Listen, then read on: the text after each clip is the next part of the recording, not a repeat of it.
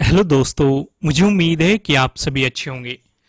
दोस्तों, जैसे कि मैंने आपको कल भी बताया था कि न्यूज बेस्ड ट्रेडिंग को आपको अवॉइड करना चाहिए, क्योंकि यहाँ पे देखो कितनी बेहतरीन मार्केट ने ट्रैप किया है लोगों को। हालांकि बैंक निफ्टी में आपको दोनों साइड अपॉर्चुनिटी दी है, ट्रेडिंग डे हाई का भी ब्रेकआउट दिया है, लेकिन ऊपर की तरफ रेजिस्टेंस था। ये सारा डिस्कशन हमने बैंक निफ्टी वाली वीडियो में डिस्कशन किया है। यहाँ पे भी आपको एक सेटअप बना के दिया है, ट्रेडिंग डे लो का मार्केट ने ब्रेकडाउन दिया है, काफी बेहतरीन आपको मोमेंटम देखने को मिला है।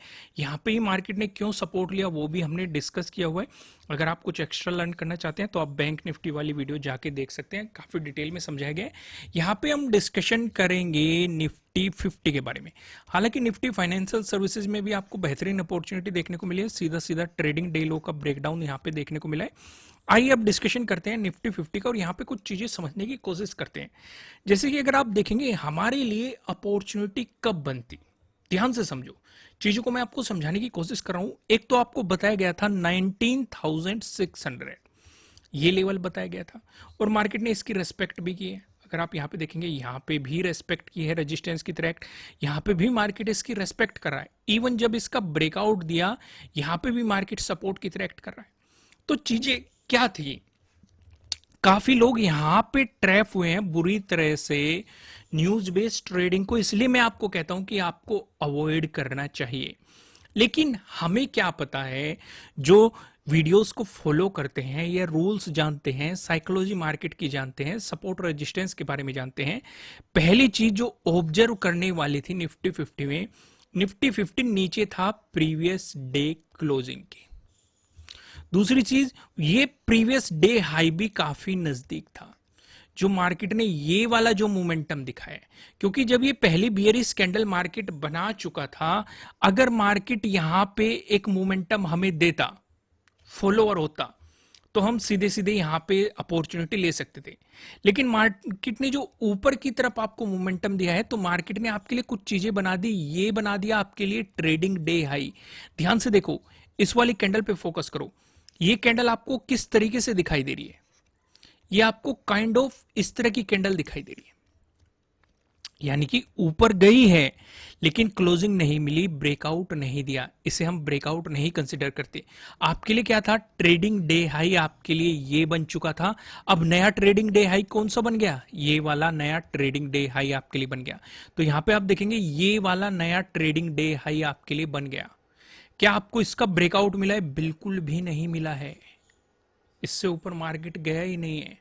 अगर हमें क्लोजिंग मिलती, फॉलोअर कैंडल बनती, तो हम एक पॉजिटिव साइड पोजीशन बनाने के बारे में सोचते। लेकिन क्या ऐसा हुआ है, बिल्कुल भी नहीं हुआ है। अगर हो भी जाता, मान के चलो हो जाता, एक ये भी एग्जांपल ले लेते हैं, तो क्या तब भी हम बाइंग साइड जाने का सोचते निफ्टी 50 में? जवाब आपके अंदर से आना चाहिए नहीं। क्यों नहीं, जल्दी से मुझे कमेंट में लिख के बताना है आपको, किस किस ने इस आइडिया को लगा लिया था कि ऊपर दो रेजिस्टेंस बैठे हुए हैं, प्रीवियस डे क्लोजिंग और प्रीवियस डे हाई। किस किस ने आइडिया लगा लिया था कि दो रेजिस्टेंस है, कमेंट में लिखना है आपको, दो रेजिस्टेंस थे ऊपर, जिस किस ने इनका आइडिया लगा लिया था। अगर किसी ने आइडिया नहीं लगाया था तो उसे लिखना है नो आइडिया, ठीक है। अब यहां पे आप देखेंगे सीधे सीधे आपको रेजिस्टेंस दिखाई दे रहा है, यानी कि अगर इनका मार्केट ब्रेकआउट देके चलता तो हमें पॉजिटिव साइड हम कुछ सोचते,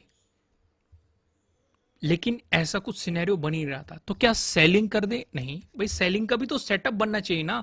अब मार्केट ने आपके लिए एक नई चीज बना के दे दी, ये वाला जोन बना के दे दिया। ये क्या है आपके लिए, ट्रेडिंग डे लो।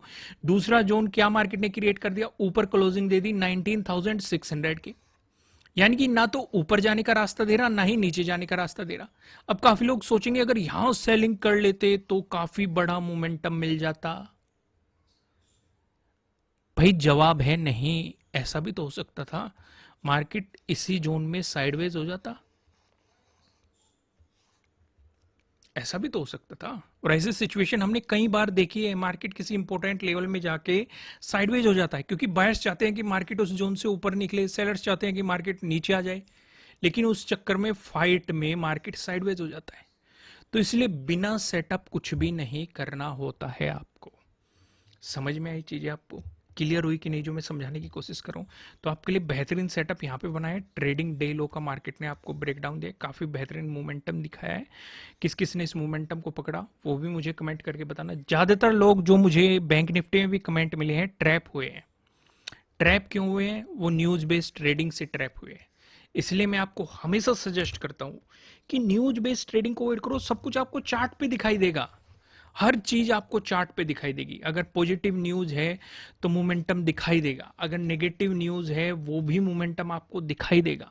मार्केट कुछ भी हो रहा हो मार्केट में, वो आपको सब कुछ चार्ट पे दिखाई देगा। तो ज्यादा चक्रों में क्यों पड़ रहे हो भाई? सीधा एक ही चीज की प्रैक्टिस कर लो, प्राइस एक्शन की प्रैक्टिस कर लो, चार्ट को समझने की प्रैक्टिस कर लो, लेवल्स को समझने की प्रैक्टिस कर लो। तो अगर आपको सीधे ही तरीका पर, लेकिन सिंपल तरीके लोगों को समझ में नहीं आते हैं, समस्या वही होती है। क्योंकि जब आपको चीजें आसान तरीके से समझाने की कोशिश की जाती है, आपके मन से आता है कि इतनी आसान तो हो ही नहीं सकती। यही आता है ना कि कुछ तो छूट गया। अब यहीं पे मैं 4-5 इंडिकेटर लगा दूं कि यहाँ पे रेजिस्टेंस बन रहा था, यहाँ पे सपोर्ट बन रहा था, यहाँ पे ये एक रेंज बन रही थी, ये बन रहा था, वो बन रहा था, इसे देख लेते हैं। यहाँ ब्रेकआउट मिला, यहाँ ब्रेकडाउन मिला, 2 का क्रॉस ओवर मिल रहा है, कुछ भी लगा दूं सब कहेंगे हाँ कुछ तो हो रहा है। चीजें बहुत ज्यादा सिंपल है, अगर आप समझोगे तो यहाँ पे सिंपल तरीके से चीजों को समझने की कोशिश करो। हालांकि पहले तो आपको ये बताना है मुझे कौन कौन ट्रैप हुआ है और गलती पता लग गई कि नहीं, ये भी आपको पता लगाना है। और किस किस ने ट्रेडिंग डे लो के मोमेंटम को पकड़ा वो भी आपको बताना है। आइए थोड़ी सी नजर डालते हैं कल के दिन पे, लेकिन वनडे के टाइम फ्रेम पे हमें क्या नजर आ रहा है? फिर से वही बात, सेम जो हमारा इंपॉर्टेंट लेवल है 19,600 वाला, इसका मार्केट बार बार ब्रेकआउट देने की कोशिश कर रहा है लेकिन इसे निकाल नहीं पा रहा मार्केट। पहली चीज हमें समझ में आ रही है कि ऊपर रेजिस्टेंस क्या है हमारे लिए इंपॉर्टेंट, 19,600। फिर से एक इनसाइड कैंडल हमें देखने को मिल रही है। चलो देखो मार्केट किस तरफ रुक लेता है वो हम जब भी देख लेंगे, लेकिन फिलहाल इस लेवल पे हम नजर रखेंगे। आइए मैं आपको 15 मिनट के टाइम फ्रेम पे लेके चलता हूँ और वहां पे कुछ चीजें समझने की कोशिश करते हैं। अब यहाँ पे हम डिस्कशन करते हैं, अगर मार्केट में पहले कुछ इंपॉर्टेंट लेवल मार्क कर लेते हैं। ये हो गया प्रीवियस डे क्लोजिंग, ये हो गया आपका ये वाला प्रीवियस डे हाई, और एक लेवल और हमारे लिए इंपॉर्टेंट है ये 19,600, और नीचे हो गया आपके लिए प्रीवियस डे लो। अब जो ये क्लोजिंग हुई है ये इस तरीके से हुई है, अगर मार्केट फ्लैट ओपन होता है तो जिस तरफ भी मोमेंटम दिखाएगा ये आपको अपॉर्चुनिटी दे सकता है। क्योंकि अगर फ्लैट ओपन होकर मार्केट ने पॉजिटिव मोमेंटम दिखाया तो आप एक स्कैल्पिंग कर सकते हैं। कहां तक? 19,600 तक, क्योंकि अगला रेजिस्टेंस हमारे लिए यही है। फिर मार्केट अगर प्रीवियस डे हाई का ब्रेकआउट देके चलता है तो फिर से सोचो क्या बाइंग करनी चाहिए? जवाब है नहीं। क्यों नहीं करनी चाहिए भाई? यहां पे आप सोचेंगे प्रीवियस डे हाई के ब्रेकआउट वाला सेटअप बन रहा है। देखो दोस्त, कोर्स जितनों ने भी किया है, मैंने आपको एक बात समझाने की कोशिश की है, या नहीं भी किया है मैं वीडियो में भी समझाने की कोशिश की है कि सेटअप, एक किसी भी स्ट्रेटेजी की एक्यूरेसी अगर 50% भी है तब भी आप प्रॉफिट में जा सकते हो। यह चीज मैंने आपको समझाई है। दूसरी, कहां पे स्ट्रेटेजी को अवॉइड करना है ये आपको सीखना पड़ेगा। ये नहीं कि आंख बंद करके सेटअप बना आप एंट्री ले रहे हो।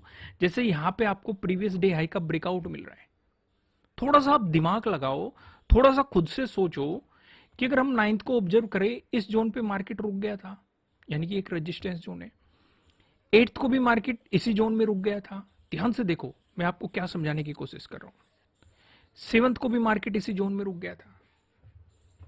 तो अगर यहां पे प्रीवियस डे हाई का मार्केट ब्रेकआउट दे रहा है और हमें यहां पे 3-3 रेजिस्टेंस नजर आ रहे हैं, ये हमने वनडे के टाइम फ्रेम पे भी देखा, अभी मैंने आपको दिखाया था मार्क करके।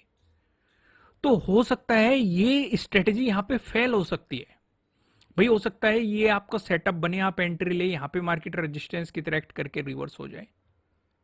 तो बेहतर क्या है? आपको पता होना चाहिए कि किस स्ट्रेटेजी को कहां पे अवॉइड करना है, ये आइडिया भी होना चाहिए। तो आप इस एक्यूरेसी को बढ़ा सकते हैं, क्योंकि अगर आपने यहां पे अवॉइड कर दिया तो आप इसे 60 ले जा सकते हैं, 65% एक्यूरेसी कर सकते हैं, 70% एक्यूरेसी कर सकते हैं, 80%, डिपेंडिंग ऑन कि आप किस दिन ट्रेड नहीं कर रहे हो और क्यों नहीं कर रहे हो। आपको उसका प्रॉपर लॉजिक पता है। इसीलिए कोर्स में क्या डाला गया है, केस 2 डाला गया है। और इस केस 2 का मैं यहां पे भी जिक्र करता रहता हूं कि अगर नजदीकी रेजिस्टेंस है और हमें वो कोई इंपॉर्टेंट रेजिस्टेंस जोन दिखाई दे रहा है तो एंट्री नहीं करते। वही चीज आपको समझाइए। अगर आप डिटेल में सारे सेटअप समझना चाहते हैं तो फिलहाल 20% का ऑफ चल रहा है। नीचे डिस्क्रिप्शन में आपको लिंक मिल जाएगा एप्लीकेशन का, आप जाके इस ऑफर का फायदा उठा सकते हैं। तो यहाँ पे हमें ये समझ में आ गया कि अगर प्रीवियस डे क्लोजिंग से मार्केट ऊपर चलता है तो 19,600 तक हम स्कैल्पिंग कर सकते हैं। एक बेहतर अपॉर्चुनिटी आपको तब मिलेगी जब मार्केट इस जोन से बाहर निकले। लेकिन अगर मार्केट ने यहाँ पे कुछ टाइम स्पेंड करना शुरू कर दिया 19,600 के और ब्रेकआउट देके चला, तो यहाँ तक के भी मोमेंटम को आप कैप्चर कर सकते हैं। चीजें समझ में आई। वहीं पे अगर मार्केट फ्लैट ओपन होकर आपको नेगेटिव मोमेंटम दिखाता है तो आपके लिए जो सपोर्ट बन रहा है ये प्रीवियस डे लो पे बन रहा है, तो यहां तक के मोमेंटम को आप पकड़ सकते हैं। इसका ब्रेकडाउन मिलता है तो आपको प्रीवियस डे लो का ब्रेकडाउन मिल रहा है। फिर आप कहेंगे कि सपोर्ट तो हमें नीचे भी दिखाई दे रहा है, बिल्कुल है। जब हमें एक रेंज दिखाई दे रही है, 1 डे का टाइम फ्रेम आपको इसलिए तो दिखाया गया था। तो यहाँ पे क्या होता है, ऐसे सिचुएशन पे आप ट्रेडिंग को अवॉइड करो, जो आपने प्रॉफिट बनाया है उसे सुरक्षित रखो। भाई ऐसा भी जरूरी नहीं कि आपको हर रोज ट्रेड करना है।